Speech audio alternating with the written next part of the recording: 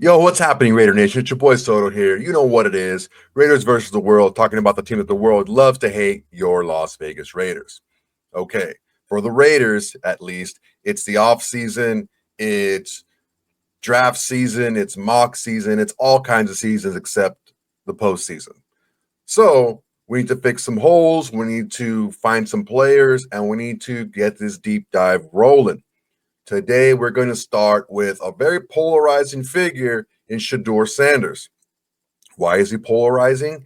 I don't know that he has any one physical trait that's elite that is measured in the combine. And that's something that I think we're getting a little bit overblown with is where we want that super strong arm and that 40 time and that vertical and how quick is he and how fast is he? And yeah, that's all great as long as they have the other stuff as well. And we're going to get into all that because I think that Shador is more of a throwback quarterback than a more modern quarterback. Now, Shedeur Sanders is by no means a running quarterback, but he's not slow. He's just not like one of the super fast ones, right? So, what we're looking at here is what does he bring? And what does he bring? Can it translate into the NFL?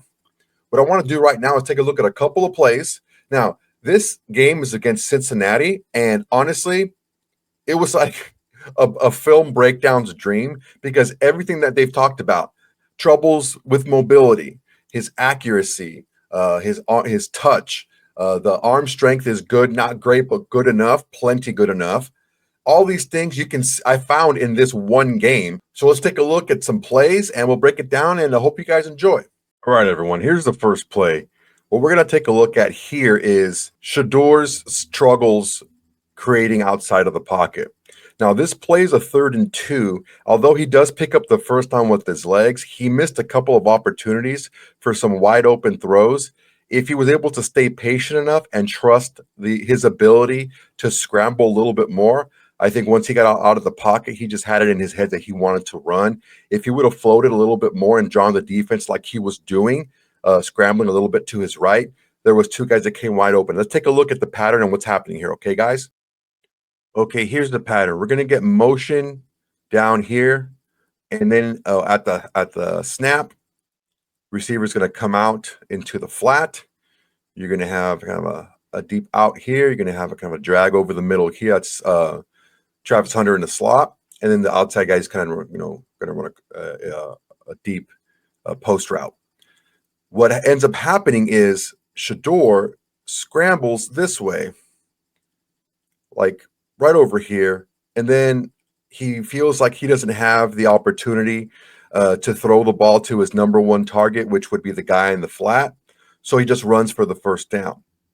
What he's missing is if he would have maybe flattened out a little bit, he had this throw here,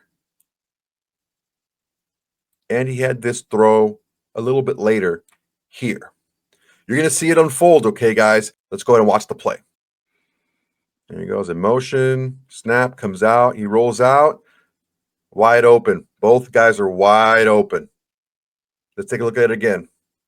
See him roll out. Hunter's there. He's there. The corner's there too. That's just a snapshot, okay?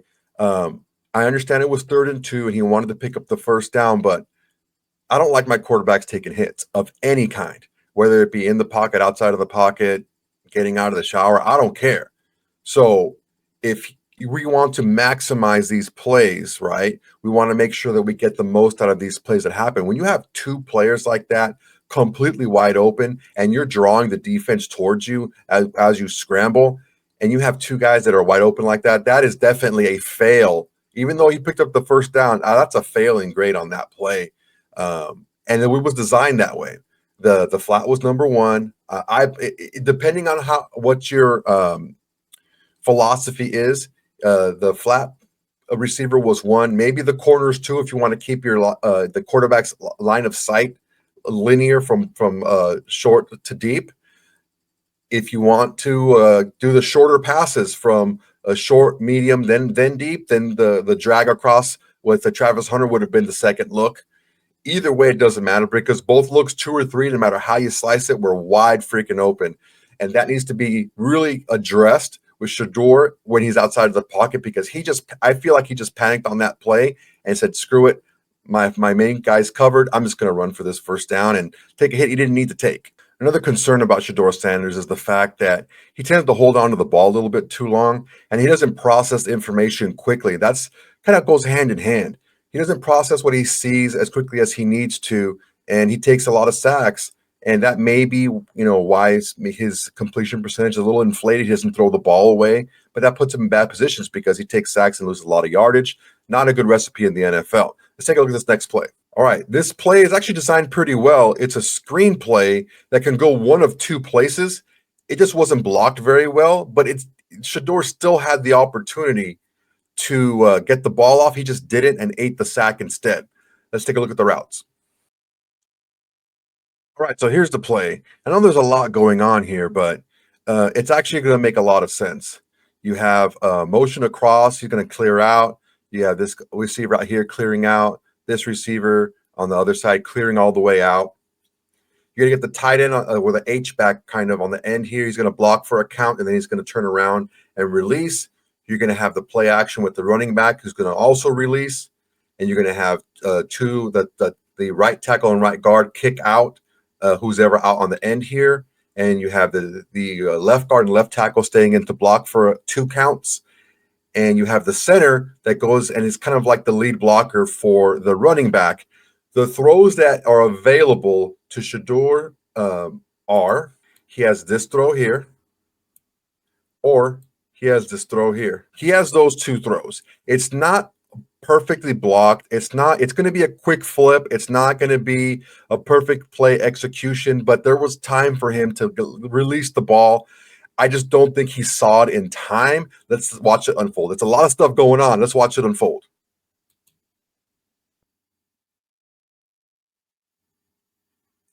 Yeah, there was time available, and he just ate the ball. A lot of time available. We can see it better from this angle here. The back is open. He's right there. He's open. The tight end is right there. Just flip it. Yeah, man, it wasn't perfectly blocked, but I mean, you saw in that last clip from the end zone cam, that's wide open in the NFL. And you have to find a way to get that ball to your receiver. You can't just eat that sack. That's just not going to work. When these opportunities arise, especially in the NFL that are so hard to come by, you got to take advantage of them.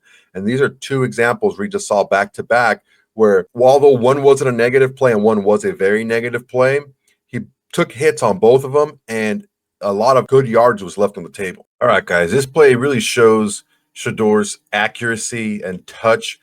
While even on the move, he's rolling out to his left here. Let's go ahead and take a look at the routes, and then we'll take a look at the play. All right, guys, here's the routes. On the bottom here, we have the receiver just kind of going straight. He never looks over there. He doesn't really run a route. The running back goes off into the flat. This is Travis Hunter. He does a out over the sideline. This receiver over clears out. That's where he wants to go with the ball, and that's where he does go. So at the snap, Shedeur scrambles off to the side here, and the pass goes right here. I want you guys to take a look at this area right in here, because in that area, you're going to see a defender that Shedeur has to throw the ball over to get it to the target in time. So he has to throw it with enough velocity to be able to get it before Travis Hunter gets to the sideline. He has to get it outside of the trailing defender, and he has to get it over the defender that's underneath. So it's a really nice pass. Let's go ahead and take a look at it. All right, here we go. Snap, rolls out, finds him. There's the defender. Beautiful pass. This is going to be a good angle here for us to look at. Zip. Boom. Perfect pass. Great job, man. He puts zip on the ball when he needs to, and his accuracy is just unmatched in this class. Okay, this pass shows a little bit of anticipation, right? And it shows trust in his arm and in his timing. Okay, it's a tight window here in the red zone, in right by the goal line. So everything gets really squished down here, and you're going to see that Shedeur was patient, waited for the opportunity and the window to open, and when he anticipated it, he let it go for a touchdown. let's check out the routes. Right here, the routes. You got the receiver kind of going off into the flat here. You have the tight end also going off to the flat in the end zone.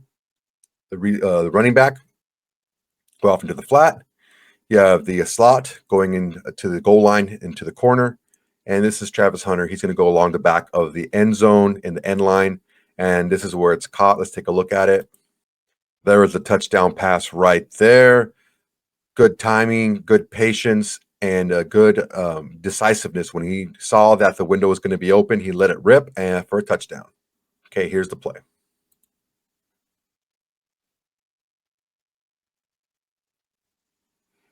There.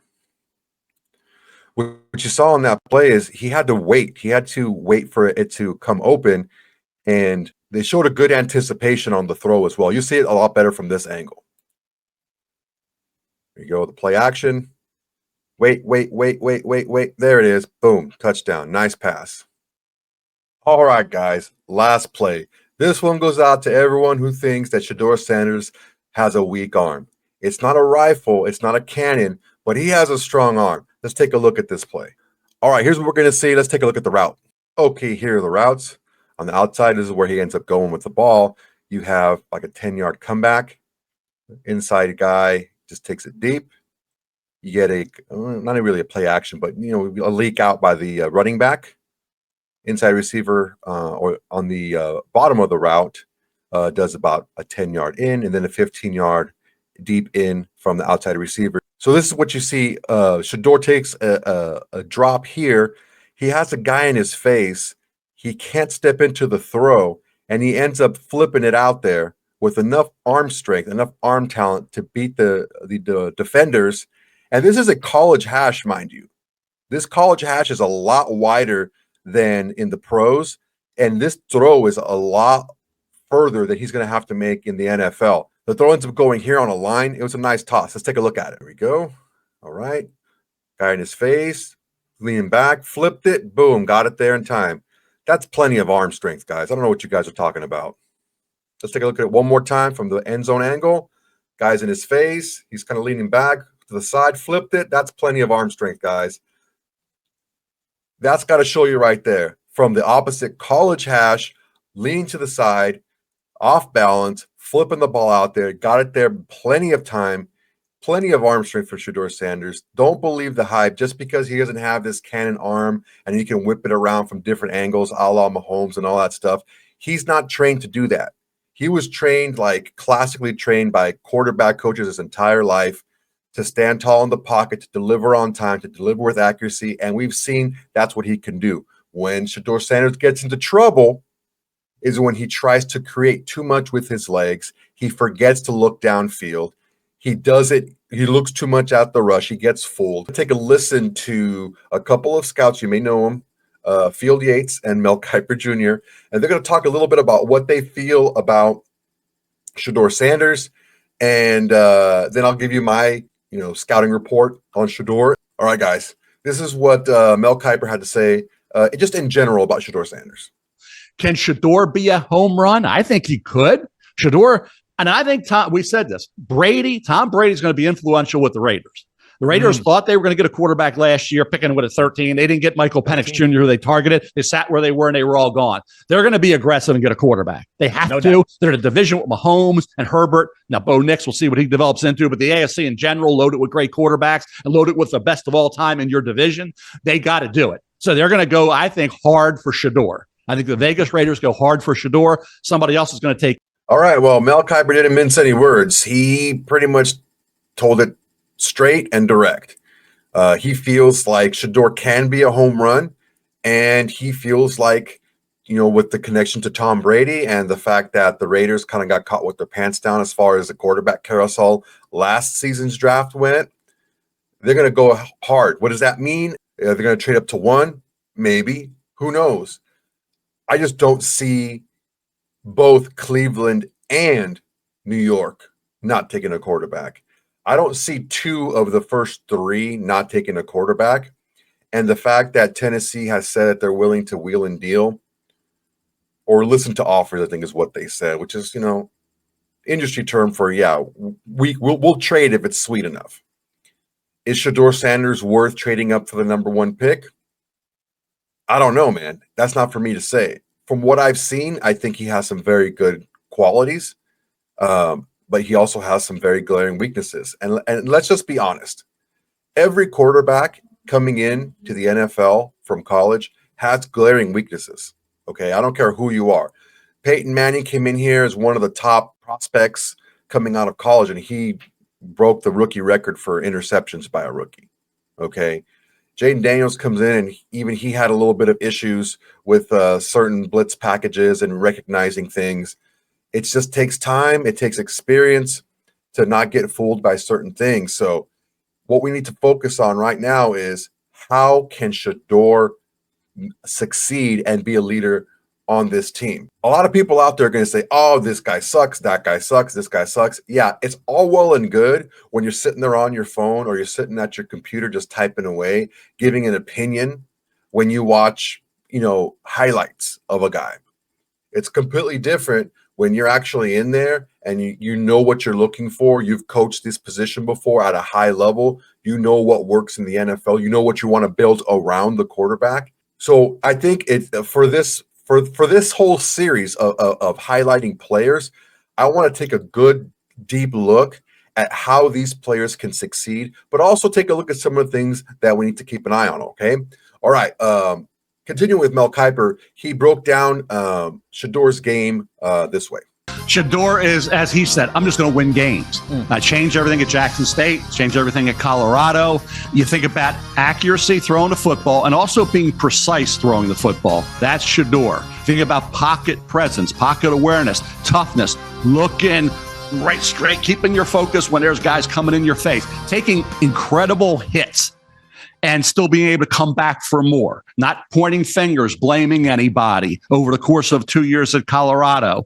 Shedeur Sanders isn't going to win any races. Okay. He isn't going to have the strongest arm out there.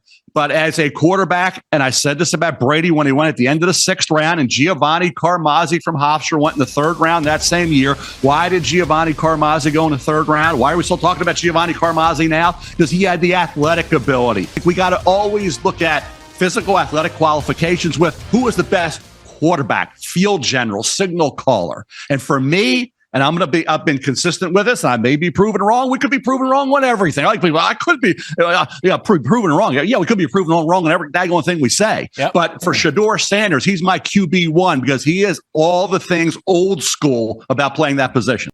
Yeah, Mel Kiper just said it, man. He's his QB1.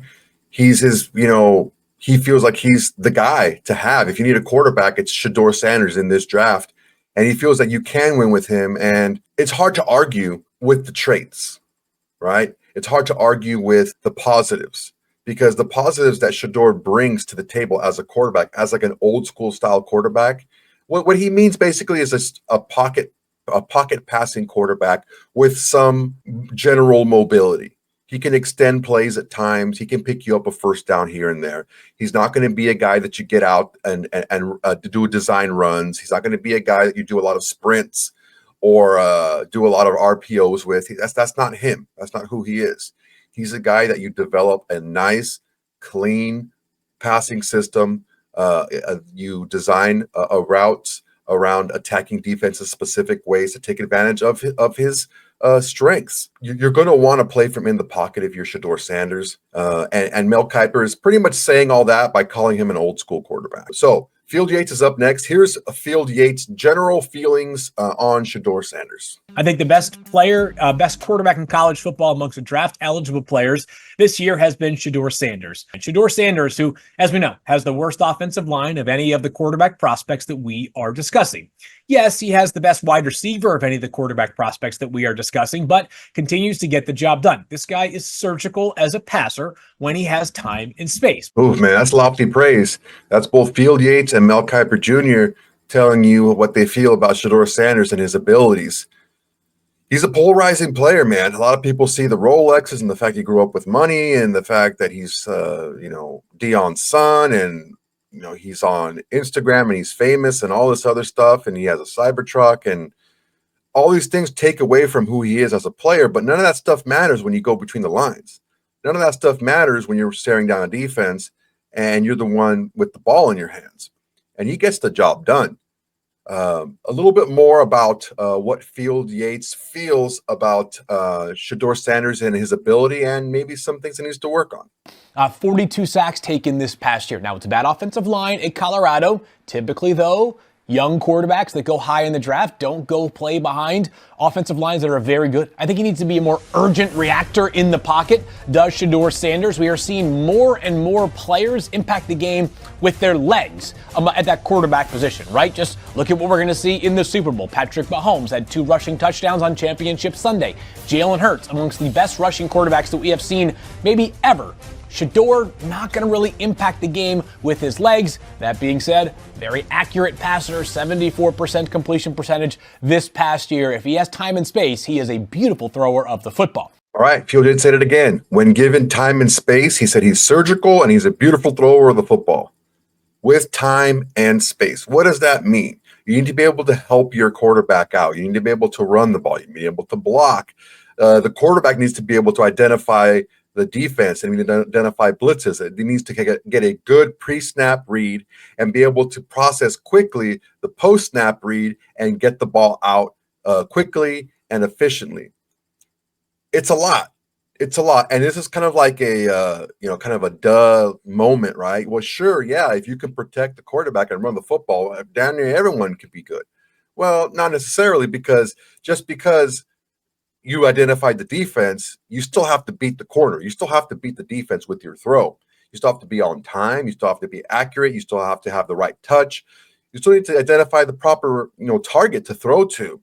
So there's a lot going into it other than what the team does around him. The quarterback still has the onus on them to make the right decisions and to physically perform the way they need to.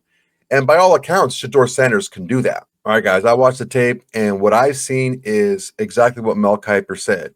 He's a pocket passer. That's what he is. He's more mobile than he's given credit for, but he's not a running quarterback. His movement, his ability to run is to either pick up quick first downs with, the defense has their back turned to him and he needs to pick up a quick 5-8 yards, or to extend plays. Now, the issue with him extending plays is sometimes he takes a lot more negative plays than he needs to. He needs to clean that up in the NFL. He needs to know that throwing the ball away is a good play if you do it on purpose.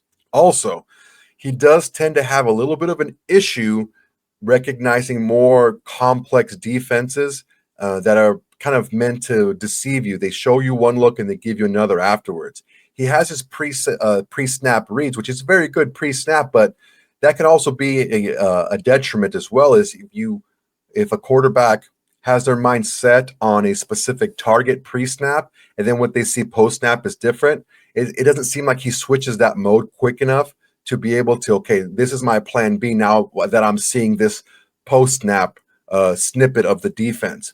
That's going to come with time. He had good coaching. Pat Shurmur right now is his offensive coordinator and his quarterback coach in college, so he's a good head coach. He was a head coach in the NFL, but he was a good coordinator. He knows what he's doing. He's going to get some more coaching on that in the NFL. I don't suspect that we're going to put him in a lot of those situations where he's not going to have a safety valve if indeed he's our quarterback. There is some issues like I talked about with him holding the ball on too long. It is a huge issue, and it's just going to come with time. Any young quarterback is going to know that with the way the rules are set up in the NFL, you just got to be outside of the pocket and throw it towards the line of scrimmage. If you can do that, you're good to go. And I think that with that, you're going to see a little bit lower completion percentage, but you're not going to see nearly the big negative plays.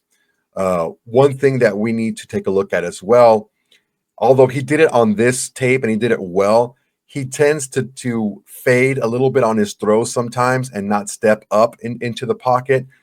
In the throw that we saw, the last throw, I don't think there was an opportunity for him to step up. The pressure was right in his face and he kind of had to work around it. But he does tend to do that. When the pressure's coming, he kind of like just fades back and throws off of his back foot. He throws almost like he has a stronger arm than he actually does. He can be susceptible to turnovers when he does that, when he leans back and flips the ball.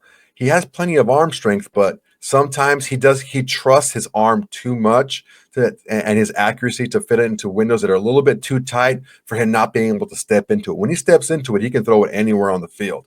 He has plenty of arm strength, as we showed on that last clip. If he can work on those few things that he needs to work on, which every quarterback has a few things to work on when they come into the NFL. I don't care who you are, but if you can work on them and you can kind of iron those out, he has the ability to be a top level starter in the NFL given the right system.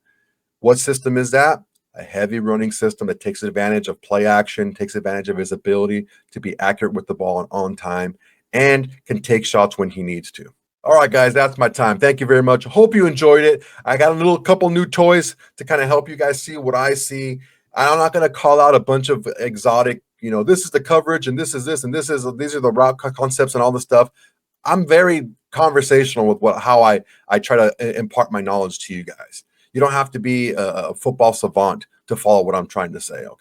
Also, I want to make sure, guys, everybody, please, please, please, we got to 500. Let's get to 1,000, all right? 1,000's not too far away. Make sure to like, comment, and subscribe. I'm going to have more of these going for more quarterbacks. Then I'm going to do receivers, running backs. I'm going to do offensive. I'm going to do defense. I'm going to do every position out there just for you guys. Make sure you guys like, comment, subscribe, and share to your socials. It's the absolute bare minimum you can do without doing absolutely anything. All right, guys, until next time, everybody, peace.